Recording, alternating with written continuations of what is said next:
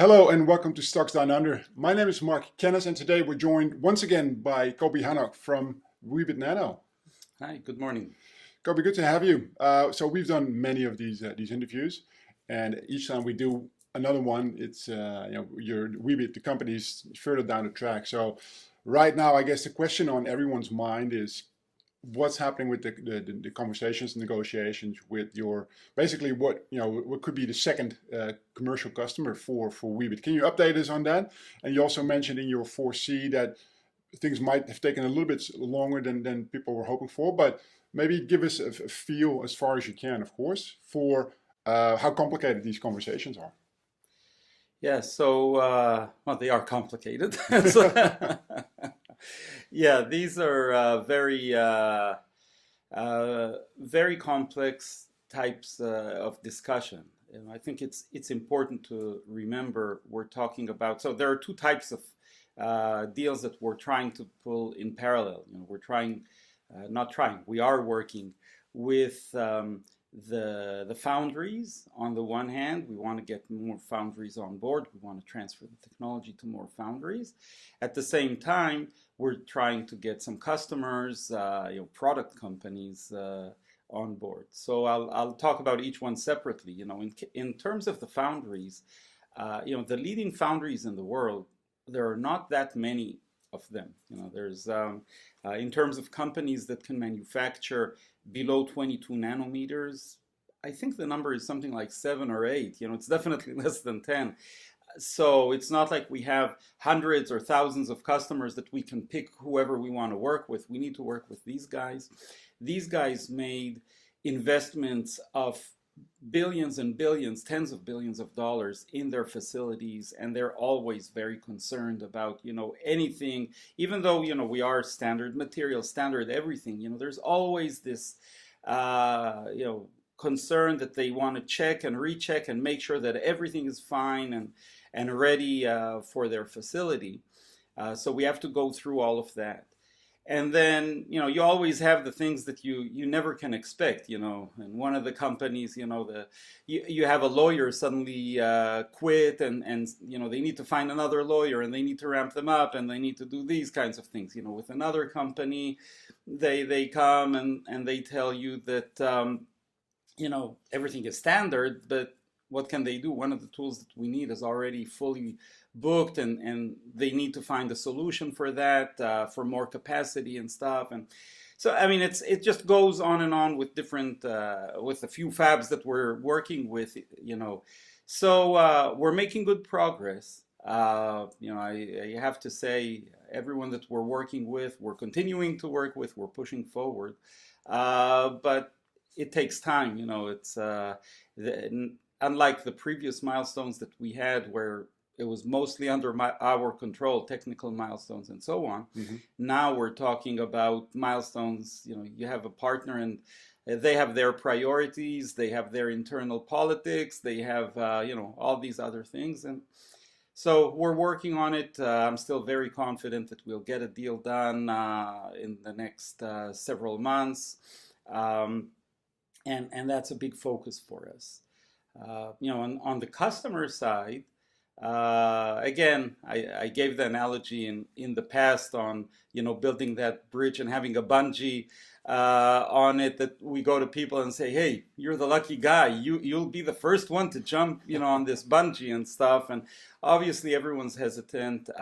They have a product that they plan to make hundreds of millions of dollars of over the next few years or whatever. And now they're going to be betting it on a technology that they ask us, well, is there any other product in the world that has it that's in mass production that we can see, we can get that confidence? And so there's always that chicken and the egg situation. Now we're making good progress, and we're now qualified on SkyWater, which is a major milestone. And of course, that is giving people a lot more confidence. We're working obviously with a lot of SkyWater customers and making good progress. And these things will come. It's hard work. You just can't give up. You just need to keep pushing all the time. And we'll be getting these deals. All right, awesome. And so you mentioned that first revenue is still expected in 2023. Is that from Skywater or Skywater customers, or would you expect that to be from a second sort of foundry or IDM customer? So, first of all, we need to distinguish between, closing deals and getting revenues. But we do plan, I do believe we have several potential sources of revenue. So I believe that, at least one of these sources will materialize. It needs to be clear we're not talking about huge amounts of money right now. It's the initial small payments. These first deals, because of all of this hesitance of everyone, from something new. It's human nature, everyone's always concerned about using something new when you have to bet so much on it. So we, obviously we're more flexible in the initial deals, and we enable more payments and things that we normally would ask to be paid up front. Sometimes we have here conditional payments and things like that. So, the revenue will be slowly ramping up, but I believe we'll probably be getting some initial payments before the end of the year. Right. So that would be either sort of license income or non-recurring engineering fees that you could charge, one of the two, or maybe both. I don't think I can go into the details because there's, several potential sources. I'm kind of working the probabilities of things and saying, at least one of them should happen. Right. So I'll leave it at that. Right. No, that's fine. So here's a question. What's the chance that you said you're talking to a number of sources? What's the potential for more than one coming in before the year's up? Well, obviously that's my goal. Right. Sure. But so we're pushing for that. With the foundries, there are so few foundries, and we're trying to get more than one on board. We'll see how much we can do that. Also, a foundry project is a big project. Once we sign with someone, that's going to be a big project that we launch with a lot of resources from our side that we need to focus on that foundry. With the customers, it's easier. There are more customers and more people you can ramp up. And my goal is definitely to have more than one. Right. So we'll see. All right. And so the talk has always been about foundries, IDMs. In that whole scheme of things in the ecosystem, you've got the fabless companies as well. I'm not sure if you can talk about that at all. What's the percentage, if any, of fabless companies that you're talking to out of the sort of total pool of prospects? So yeah, when I say customers or product companies, I'm actually talking about the fabless companies. Right. So for me, and I try to generalize a bit for our shareholders who are not experts in the field. Maybe I should explain just so that everyone understands the term. So fabs are where you manufacture semiconductors. They are very expensive to set up, as everyone knows already. So there are a few companies which are called foundries that have their own fabs, and they offer manufacturing services to the world. So basically they are a service provider in that sense of just manufacturing services. There are a few companies, not many, that have their own fabs and manufacture for themselves. And those are called IDMs. So, Intel manufactures its own Pentium processors, for example. But that's very few companies can actually do that. And then there's the fabless companies that don't have a fab, that are developing the products, mostly systems on a chip, SoCs as we call them, and they need the fabs, the foundries, to manufacture at the foundries. All right, so I think that's very helpful in that explanation. One part of companies that do have their own fabs, you mentioned Intel. A very big chunk of those would be companies that are active in the automotive space or analog devices, that sort of products. What's going to really help you with that is a qualification that you just announced at 125 degrees.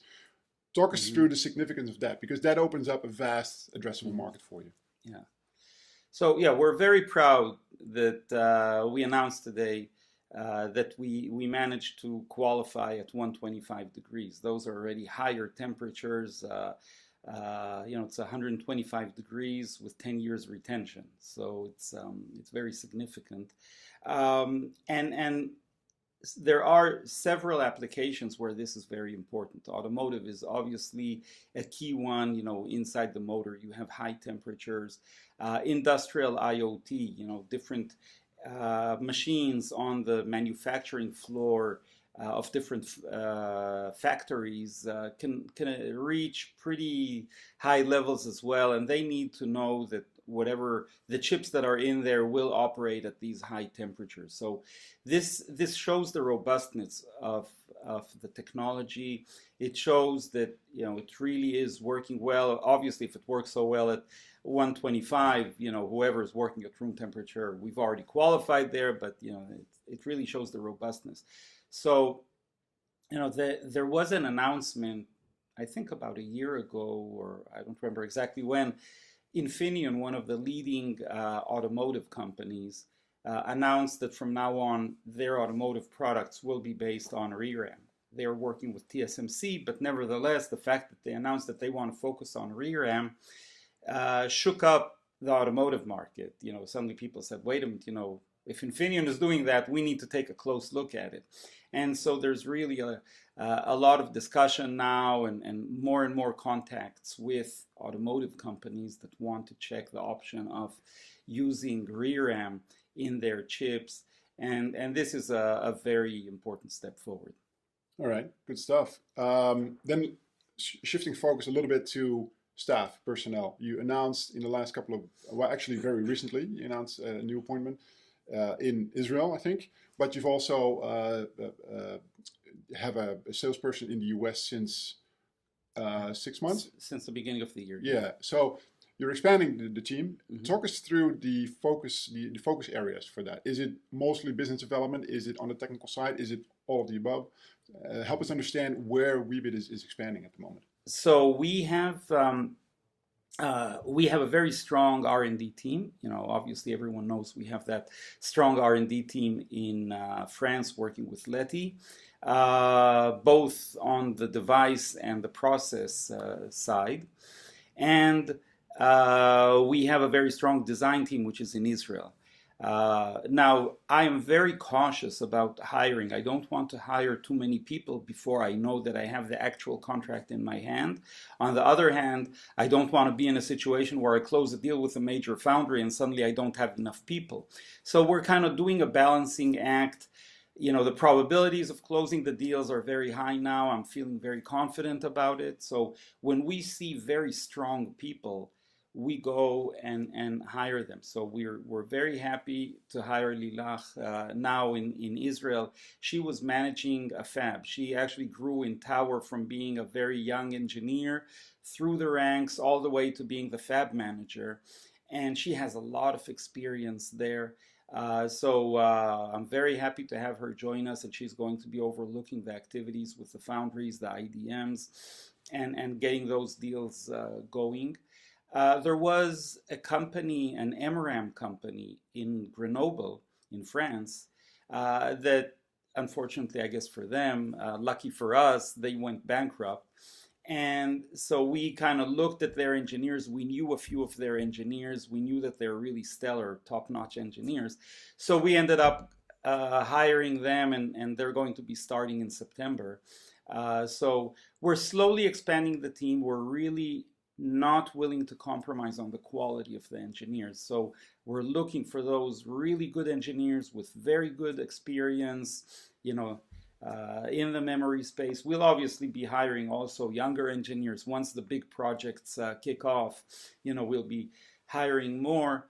But there's a very big focus on the quality and on not just going crazy, hiring too many people and then finding out that you have such huge expenses all of a sudden. So I'm very proud of the team, and I think the addition of Lilach and now the few engineers in France is going to be a very, very important one for us. All right, excellent. And in your 4C, you mentioned you've got $88 million in the bank at the moment. So that's a big pool of money for a small company that is sort of at the cusp of commercialization. how does it help you expand in certain areas? Obviously, you have more money to spend on staff, for instance, but where do you see that money being spent? Staff is one of them. It could be more R&D work, could be more collaboration with, say, Letty, for instance. Where do you see, as you ramp up, where do you see that money being spent? So the money, it sounds like a lot, and you can run through it really fast, and we're extremely cautious about that. We want to make the best use of it, and there are several, maybe 2, 3 key places. So first of all, R&D never stops. We're constantly pushing to improve the product. I think we have maybe the strongest, I don't know if to say the biggest, but definitely the strongest team working on ReRAM right now in the industry, or one of the top teams. I can hardly think of anyone who has such a strong team continuing to develop ReRAM, and that's a key point. You want to continue to improve the quality of the product. You want to improve, we're talking about going into mass production. We'll constantly need to improve the yield to get to better and better quality in the manufacturing, and in the different parameters. We're going to continue to qualify at higher temperatures, better endurance, etc., etc. There's going to be continued work on qualification. So there's a lot of R&D work going on. That's on the one hand. On the other hand, getting the deals with the foundries, with customers, we need to invest quite a bit to make these deals happen. And we need to remember, we're talking about some of these initial revenues, small amounts maybe this year. Next year there will be some ramp up. It's important, again, that the shareholders understand the design cycle here. When we engage with a customer, there's the license fee that normally you get up front. Now, in some of the deals, we'll be getting them in conditional payments and so on. The customer, when they engage with us, they'll start designing their product. An average time to design a semiconductor product is about a year. And then after that year, they need to go and manufacture the first round, and that will take them, 4, 5, 6 months, potentially even a little more. So, another half year. And then they need to test it and then qualify. So to get to mass production, to get to the point where we get the royalties and start seeing the ramp up of royalties, this is something that takes time. And, as we start bringing customers on board, obviously, with that delay of order of magnitude of 2 years, that's when we'll start seeing the royalties. So it's important for us to make sure that we use our funds wisely during the next 2, 3 years, that we can get to the point where we don't need to raise money now, and by the time we will need to raise money, we'll be able to show the customers ramping up and getting closer to royalties and so on. So that's we're very cautious with the money. Yeah, all right. Lastly, Coby, and you've touched on a number of things already, but what do we have to look forward to in the next, say, 6 to 12 months? Well, the big focus is, of course, getting these initial deals done.